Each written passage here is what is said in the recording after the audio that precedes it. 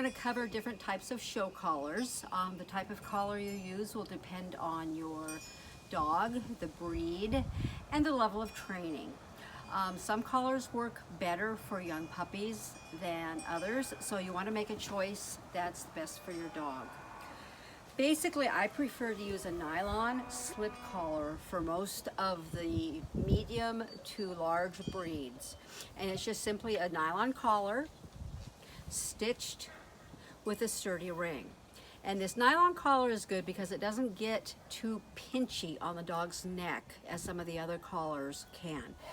They have a variety of widths, lengths, and colors, so you can choose one that works for you.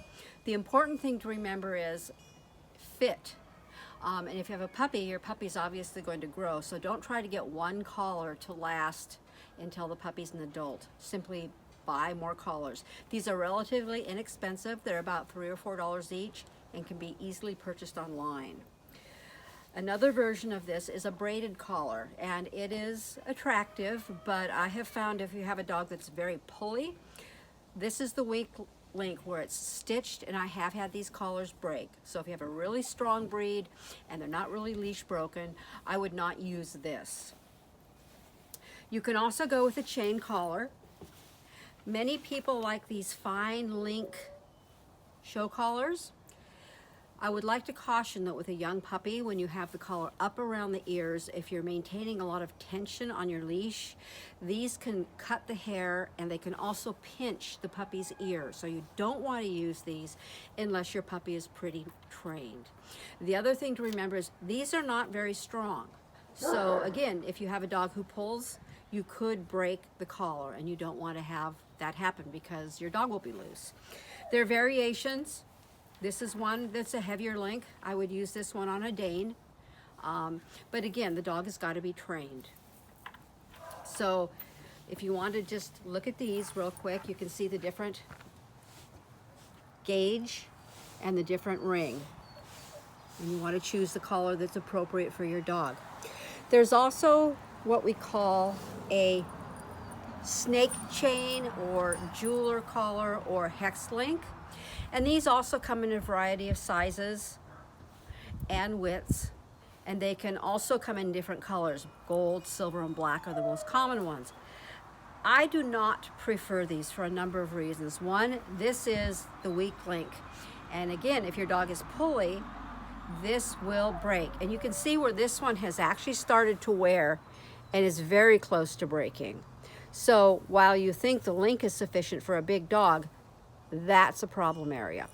The other thing I don't care for with these hex collars is they are much more clumsy in your hand. They don't manipulate as easily as either the chain slip collar or the nylon leads. So for most young dogs, when you're starting to train them, these nylon collars are going to be the best.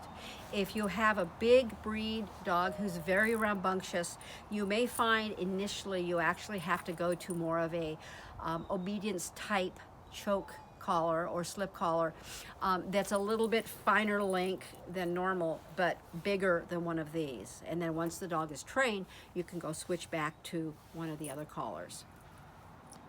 And that's it on collars.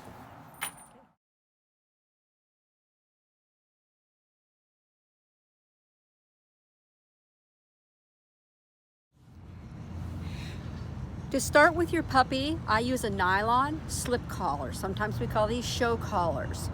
And to feed the loop, you just simply hold the ring and slide the collar through. Now there's a right and a wrong way to put a collar on. If my left hand was the dog's neck, this would be the proper way. It releases when you pull. If I had the collar on backwards, it would not release when you pull. The easiest way to put a collar on is put it on your right hand, making sure the live ring, the ring that moves everything, is in the proper position, and you then come up to your dog and you can just simply slip the collar over their head. A nylon collar is the best to use to start puppies out for showing. End.